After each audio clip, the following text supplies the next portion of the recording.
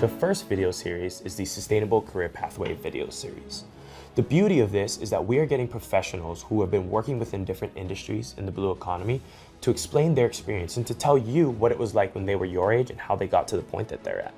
And some of the individuals that we have are working in marine biology, offshore wind, and many other different types of education and educational resources so that you can see all of the options available to you.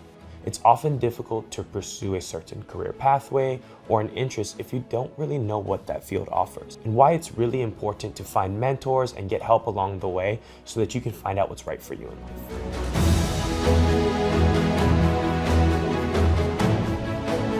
I decided to make the transition to offshore wind because I realized that the world needs people to work in this environment, in this industry. I mean, we all are aware of the repercussions that climate change is bringing on a day-to-day basis, and I decided that I needed to be part of the solution going forward instead of staying in what has already been established in an industry such as oil and gas. And I really wanted to focus on being able to use my experience and my knowledge into something that could make the future better for everyone. I must say that the experience in Africa really changed my entire outlook, and it's kind of one of the things that made me want to pursue a career in offshore wind and away from oil and gas.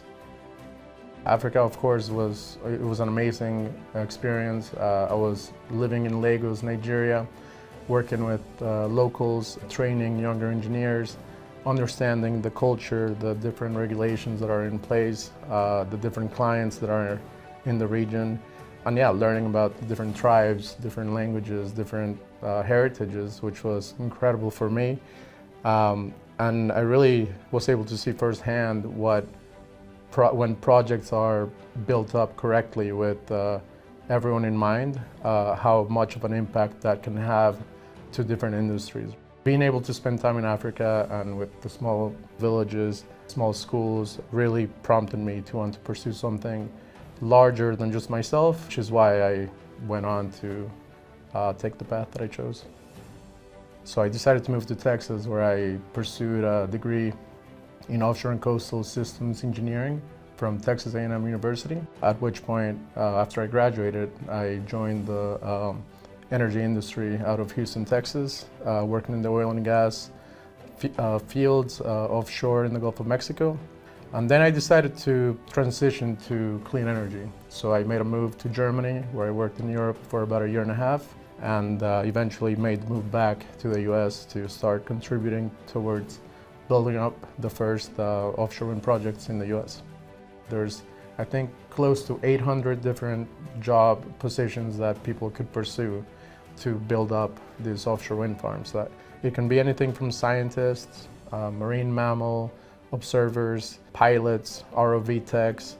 You can be part of the marine transportation side of things. You can be part of the port logistics. I mean, there's many ways to get into the industry. So I think for younger people coming in, it's a matter of pursuing what it is that interests you, whether you want a 9-to-5 sort of job or one where you're in the field, working different shifts. I would say for young students to pursue a career in the offshore wind industry and the energy industry as a whole is to first understand that this is something that is needed. Currently, as I said previously, we're experiencing what we are due to climate change and global warming, and there's many ways that young engineers or young students can help tackle these big problems. So I think for kids, the main thing I would say is to keep an open mind and have an education sort of geared so that you can understand all the different aspects that you can get into. So be curious about the problem that we have at hand and be curious about different ways in which they can tackle it. It's not just one solution will get us the answer. So I would say to stay curious, to ask around, to use the resources that are available.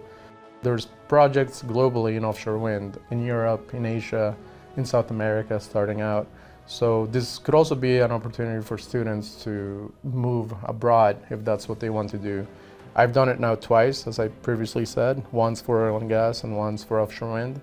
And it was really like the best decision that I have made were in those moves, because it allowed me to grow and learn about different cultures, and then be able to bring that back to the US where it's so needed.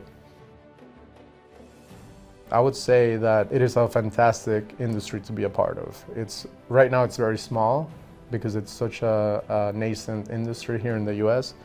I mean, it's more established abroad, especially in Europe, because this is an industry that started 30 years ago. But to be a part of it now, when it's so new to the US, is really special, because you can really make an impact in every field that you can get into.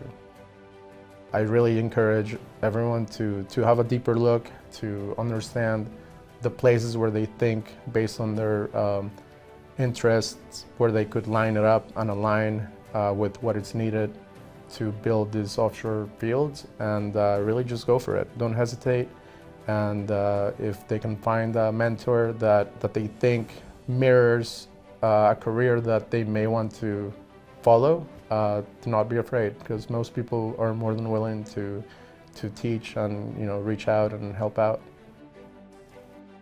I've relied on my mentors to kind of show me the way and guide me in the process, and I can only hope that I can do that for the next generation coming up. We're going to show you all of the different things that are available to you through different types of testimony, whether it's our virtual toolkit where you'll be able to read lesson plans, whether you're able to watch videos about people who are professionals in the field, or if you just want to learn more information and read all the stories from the book. My favorite part about the model is the Sustainable Education Toolkit. This includes 100 different lesson plans from Stone Soup for a Sustainable World, Life-Changing Stories of Young Heroes. Each of these lesson plans is custom fitted to next-gen state science standards, and then also the Massachusetts state standards, which includes STEM activities, language arts, and sustainability innovations for students to be able to learn more about the individuals in the story and their personalized career pathways and how it can relate to them. We hope that you find all of this helpful and important as we all help to build a sustainable future.